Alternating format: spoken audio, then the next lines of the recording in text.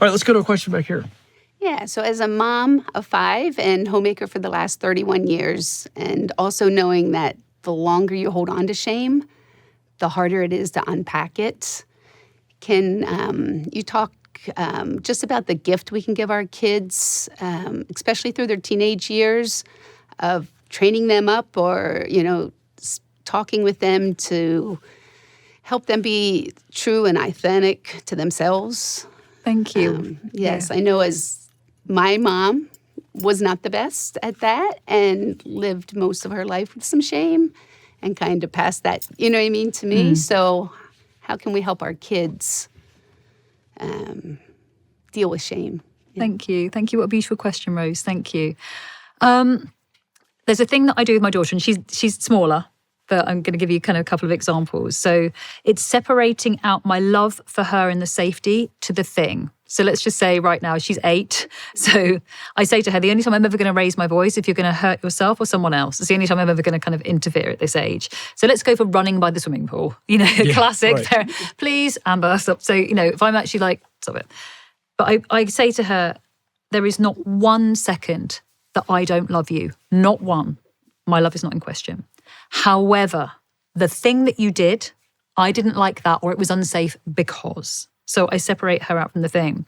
When I was on my training for one of the elements of the EMDR coaching that I do, the eye movement, desensitization, reprocessing for PTSD and trauma, I'm in a room with all these therapists, right? And we're all, been training for years and do all the stuff. And the amount of trauma and shame in that room from go to your room, like as in being sent to your bedroom and not being told why.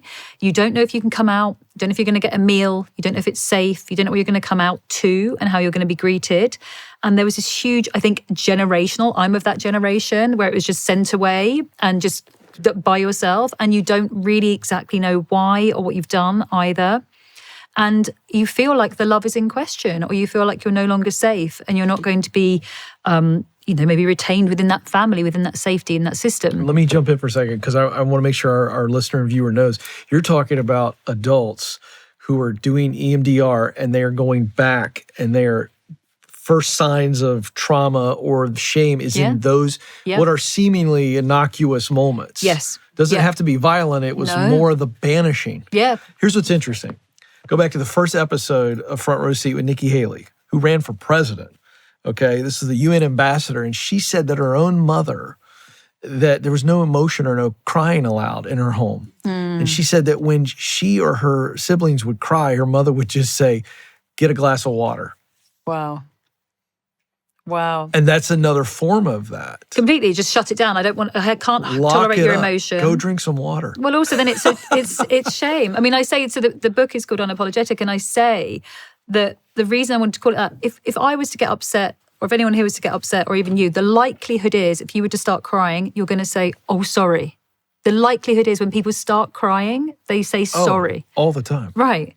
So we're apologizing for the most natural expression of how we're really feeling.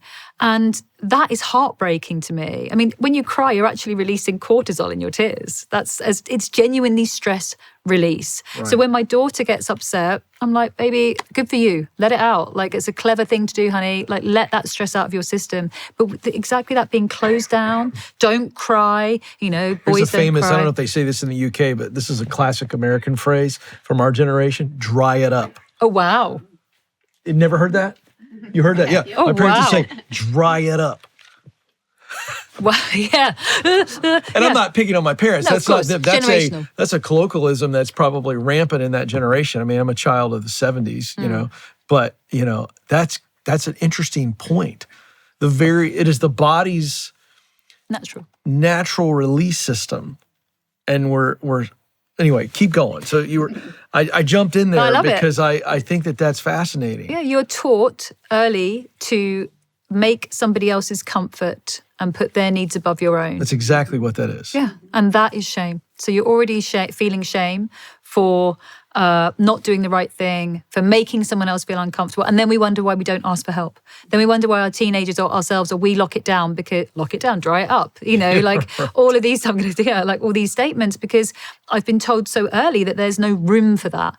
And then I think that emotions are messy and untidy. Like, I want to be a good girl. I want to color within the lines. I don't want to make a mess. I don't want my emotions to take up space. I don't want to be too much. Is that why, by the way, this is the book, by the way, Unapologetic. Is that why you say in here, don't be a good girl? Yeah. Okay. Because as a girl dad, I was like, yeah. Where do girl dads take on shame? Right. I really want girl dads to read it. That's one of my big things, because I think girl dads who love their daughters dearly and are amazing, I just want them to know some of the things that we kind of come up against and places we may take on shame from, and conversations you can have around it. I had the most amazing chat with a guy on the plane, like who's, his daughter's been going through some bullying and some tough times, and he's like, I'm trying to do these things with her. I'm like, please, like, have a read of this and, have a way to frame it. And so with teenagers especially as well, it's making them know your love is never in question. They're safe to talk to you about anything at all. And I think also showing your humanness. Hey, this is a place that I felt shame. I'd like to share that with you. This is, grandma wasn't great about talking about it. But in my generation, did you know we used to say things like this? Everything you've just shared with me is just already normalizing. Oh, wow, actually, yeah, that is happening to me. And I want to just offload a bit of this. And again, the kettle metaphor, just allowing a bit out at a time and sort of not reacting, but letting them know, because they'll be looking at you the whole time like, oh, is it okay? I just told them that smoke some weed or something, like what's next? Like just letting it out and just seeing the reaction. My love is never in question. My love is never in question. There is never 1 second I don't love you. If we need to work on this thing, we work on this thing. 2 separate things.